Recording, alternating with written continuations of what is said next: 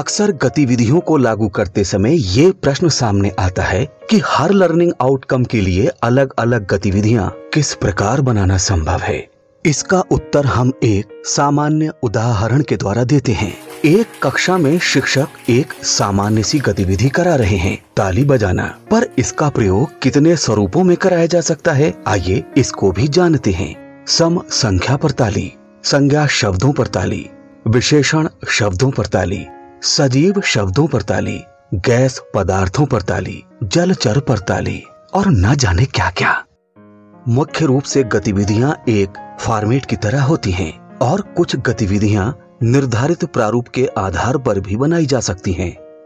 गतिविधियों को प्रयोग में लाते समय ये अवश्य ध्यान रखें कि गतिविधियों की शुरुआत रोचकता और चुनौतीपूर्ण तरीके से हो और गतिविधि सीखने के साथ साथ लर्निंग आउटकम से भी जुड़ी हो। प्रारंभिक कक्षाओं में गणित सीखने सिखाने में गतिविधियां अत्यंत महत्वपूर्ण भूमिका निभाती हैं, क्योंकि गणित अमूर्त अवधारणाओं पर आधारित है। इसलिए इसे हम दैनिक जीवन के अनुभवों और उदाहरण से जोड़ने वाली गतिविधियों के माध्यम से ही बच्चों के लिए मूर्त और हृदयग्राही बना सकते हैं। गणित में गतिविधि आधारित शिक्षण योजनाएं बनाने का मुख्य उद्देश्य है कि बच्चे खेल खेल में रुचि पूर्वक सहज रूप में गणितीय अवधारणाओं को समझ सकें, साथ ही इसी दौरान तुलना करते हुए गणितीय नियमों और सिद्धांतों का सामान्यीकरण करने में भी समर्थ हो पाएं। गतिविधियां मौलिक उद्देश्यों को प्राप्त करने का एक प्रस्तावित तरीका या माध्यम मात्र हैं, जिन्हें हम अपनी कक्षा में शिक्षण के उद्देश्य, बच्चों के स्तर और उनकी रुचि के अनुसार प्रयोग कर सकते हैं। कक्षा शिक्षण के दौरान आवश्यकता के आधार पर हम विभिन्न स्थानों पर गतिविधियों को प्रयोग में ला सकते हैं, जैसे शिक्षण की शुरुआत कराते समय कराई जाने वाली गतिविधि, पाठ के विस्तार के समय कराई जाने वाली गतिविधि, पाठ की समझ बनाते समय कराई जाने वाली गतिविधि, आकलन की गतिविधियां, पुनरावृत्ति यानी पुनर्बलन की गतिविधियां और स्फूर्तिदायक गतिविधियां। गणित के लर्निंग आउटकम को प्राप्त करने के लिए हम कक्षा में विभिन्न प्रकार की गतिविधियों का क्रियान्वयन करते हैं। हमारी सहायता के लिए शिक्षण संग्रह हस्त पुस्तिका के पृष्ठ संख्या 201 से 212 तक गणितीय दक्षता विकास संबंधी गतिविधियां दी गई हैं।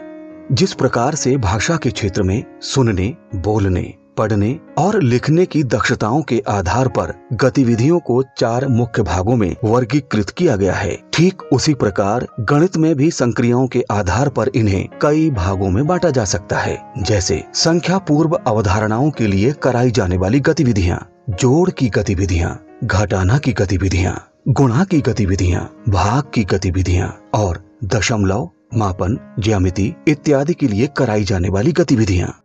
यहाँ हम कक्षा 1 और 2 के परिप्रेक्ष्य में बच्चों की गणितीय समझ की बात कर रहे हैं, तो इसके लिए सबसे पहले बच्चों में संख्या पूर्व अवधारणा की स्पष्ट समझ विकसित करने के लिए परिवेश में उपलब्ध संसाधनों के माध्यम से बच्चों को छोटा बड़ा, हल्का भारी, दूर पास, कम ज्यादा, समूहीकरण, वर्गीकरण इत्यादि का अनुभव कराते हुए इन गणितीय अवधारणाओं पर स्पष्ट समझ विकसित करेंगे।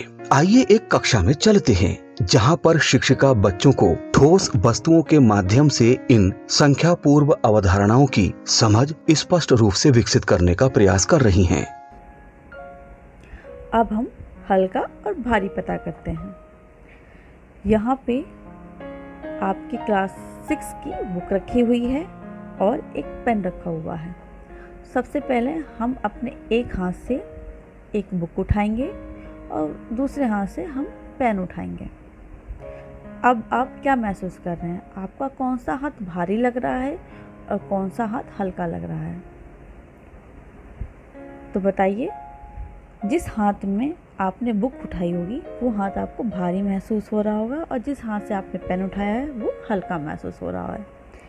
तो हम स्पष्ट रूप से कह सकते हैं कि गणित की बुक पेन से भारी है, और हम इस तरह भी इसे बोल सकते हैं कि पेन गणित की बुक से।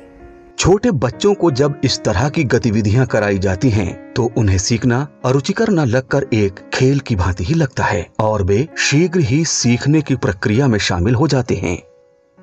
आइए अब बात करते हैं संक्रियाओं पर आधारित गतिविधियों के बारे में। इसमें पहली संक्रिया है जोड़। शिक्षण संग्रह हस्त पुस्तिका में इसके लिए विभिन्न गतिविधियां बताई गई हैं। उदाहरण के लिए बोल भाई कितने।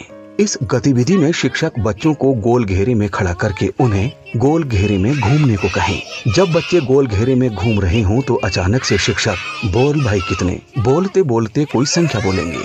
बोली हुई संख्या के बराबर बच्चे अलग अलग समूह बनाएंगे। इस प्रकार के समूह बनाकर शिक्षक बच्चों से चर्चा के माध्यम से जोड़ करा सकते हैं। हस्त पुस्तिका में बताई गई अन्य दूसरी गतिविधि है मिलाओ बताओ इकाई दहाई।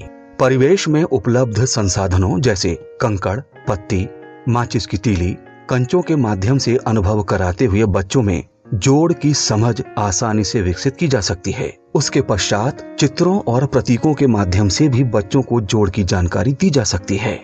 इस वीडियो में हम देखेंगे कि शिक्षक किस प्रकार बच्चों को जोड़ की गतिविधि करा रहे हैं। बना लिया? अब इसे काउंट करो, गिनो कि टोटल कितनी लकड़ियां हैं।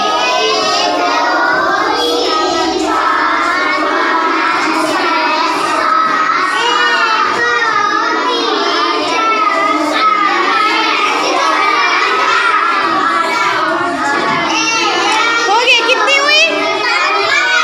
कितनी है टोटल? तो नीचे लिखो 15। नीचे लिखो 15 में कितने दाई कितने इकाई। इस प्रकार की रुचिकर गतिविधियों से कक्षा शिक्षण अत्यंत आनंददायक और उत्साहवर्धक हो जाता है तथा बच्चों में गणित की अमूर्त अवधारणाओं के प्रति समझ भी स्पष्ट होती है। आइए अब चर्चा करते हैं घटाने की गतिविधियों के बारे में। प्रारंभिक स्तर पर बच्चों में घटाने की समझ विकसित करने के लिए ठोस वस्तुओं का और चित्रों का प्रयोग करना प्रभावी है। बच्चों को हाथों की उंगलियों के माध्यम से, कंकड़, कंचे इत्यादि के माध्यम से ढेरी में से एक निकालने की गतिविधि कराते हुए घटाने के प्रति समझ स्पष्ट की जा सकती है। घटाने की समझ विकसित करने के लिए चित्रों का प्रयोग किस प्रकार किया जा सकता है, इसके लिए एक उदाहरण देखते हैं। चित्रों का एक चार्ट बनाएं, कुछ रंगे हुए तथा कुछ बिना रंगे हुए। बच्चों को चार्ट के पास बुलाकर पहले पूरे चित्र गिनवाएं, फिर रंगे हुए और बिना रंगे हुए चित्र अलग अलग गिनवाएं। पहले एक चित्र से एक चित्र और फिर चित्रों की संख्या बढ़ाते जाएं। चित्रों के माध्यम से घटाने की समझ विकसित करने के पश्चात ये काम चित्रों के समक्ष अंक लिखकर कराया जा सकता है। आइए चलते हैं एक विद्यालय में जहां शिक्षक बच्चों में ठोस वस्तुओं के माध्यम से घटाना की समझ विकसित कर रहे हैं।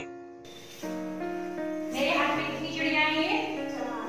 ये 4 है। काउंट करो, बोलो 1, बोलो कितनी है? ये 3 और एक ये है। कितनी हो गई? 4। अब इसमें से काउंट करके 2 चिड़िया मुझे दे दो। 2 मुझे दे दी। अब तुम्हारे पास कितनी बची? कितनी बची है? हाथ खड़ा करके दिखाओ सारे बच्चों को। देखो मेरे पास 2 चिड़िया बची हैं। कितनी थी? और अयान के पास कितनी चिड़िया थी? 4 थी। ये 4 चिड़िया थी अयान के पास। अयान ने ये 2 चिड़िया मुझे दे दी, तो अयान के पास कितनी चिड़िया बची? 2। तो इसी को कहते हैं घटाना यानी कम करना। और घटाने का निशान कैसा होता है? ये ऐसे एक लाइन खींचना यानी घटाना। अयान के पास चिड़िया कितनी थी? 4 में से उसने मुझे कितनी दी? 2। अयान के पास जितनी थी वो मैंने ऊपर लिख दी, इसने मुझे जितनी थी वो मैंने नीचे लिख दी। और ये काय का निशान लगाया मैंने? घटाने का। काय का निशान लगाया है? तो अब अयान के पास इस प्रकार गणित सीखने के क्रम ELPS का पालन करते हुए अनुभवों, बातचीत, चित्र तथा प्रतीकों के माध्यम से बच्चों में गणितीय अवधारणा की समझ विकसित की जा सकती है। इनके अतिरिक्त अनेक ऐसी गतिविधियां हैं जिनके द्वारा गणित शिक्षण को सरस और सरल बनाया जा सकता है। इस प्रकार प्रारंभिक स्तर की कक्षाओं में गतिविधियों का समावेश करने से बच्चे शिक्षण कार्य में उत्साहपूर्वक प्रतिभाग करते हैं, एक दूसरे का सहयोग करते हुए आनंददायक तरीके से सीखते हैं। गतिविधियों के माध्यम से गणित की अवधारणाओं के प्रति बच्चों में स्पष्ट समझ बनती है और वे इसे अपनी दैनिक जीवन से जोड़कर देख पाते हैं। हम सभी को अपनी शिक्षण योजना बनाते समय गणित सीखने के क्रम ELPS को पूर्ण रूप से ध्यान में रखते हुए ऐसी गतिविधियों को प्रयोग में लाना चाहिए जिससे कि बच्चे गणित के जादू को अपने आसपास महसूस करें। कभी वे कतार में जाती हुई चींटियों को गिनने की कोशिश करें और कभी उड़ते हुए पंछियों के समूह को।